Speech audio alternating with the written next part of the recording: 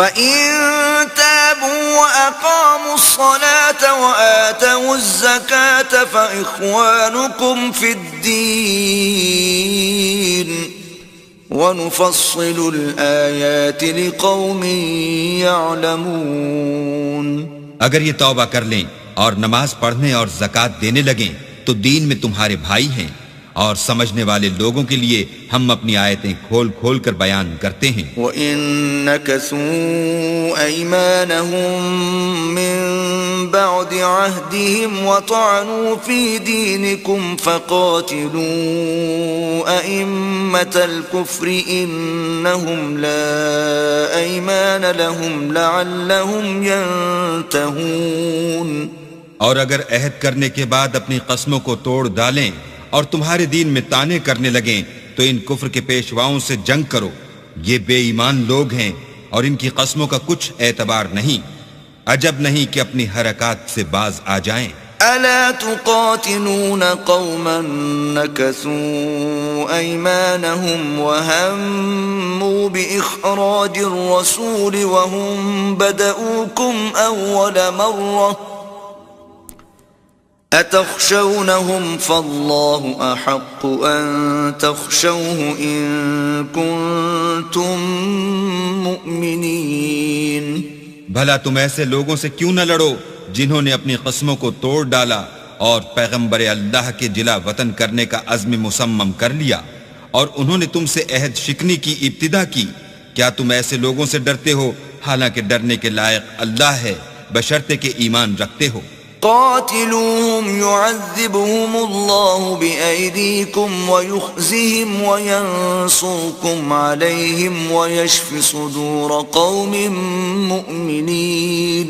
ان سے خوب لڑو، اللہ ان کو تمہارے ہاتھوں سے عذاب میں ڈالے گا اور رسوا کرے گا، اور تم کو ان پر غلبہ دے گا، اور مومن لوگوں کے سینوں کو شفا بخشے گا۔ وَيُذْهِبْ غَيْظَ قُلُوبِهِمْ وَيَتُوبُ اللَّهُ عَلَى مَن يَشَاءُ وَاللَّهُ عَلِيمٌ حَكِيمٌ۔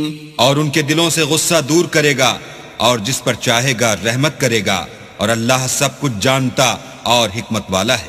أَمْ حَسِبْتُمْ أَن تُتْرَكُوا وَلَمَّا يَعْلَمِ اللَّهُ الَّذِينَ جَاهَدُوا مِنكُمْ وَلَمْ يَتَّخِذُوا مِن دُونِ اللَّهِ وَلَا رَسُولِهِ وَلَا الْمُؤْمِنِينَ وَلِيجَةً وَاللَّهُ خَبِيرٌ بِمَا تَعْمَلُونَ۔ کیا تم لوگ یہ خیال کرتے ہو کہ بے آزمائش چھوڑ دیے جاؤ گے؟ اور ابھی تو اللہ نے ایسے لوگوں کو متمیز کیا ہی نہیں جنہوں نے تم میں سے جہاد کیے اور اللہ اور اس کے رسول اور مومنوں کے سوا کسی کو دلی دوست نہیں بنایا، اور اللہ تمہارے سب کاموں سے واقف ہے۔ ما كان للمشركين أن يعمروا مساجد الله شاهدين على أنفسهم بالكفر أولئك حبطت أعمالهم وفي النار هم خالدون۔ مشرکوں کو زیبا نہیں کہ اللہ کی مسجدوں کو آباد کریں جبکہ وہ اپنے آپ پر کفر کی گواہی دے رہے ہوں، ان لوگوں کے سب اعمال بیکار ہیں اور یہ ہمیشہ دوزخ میں رہیں گے۔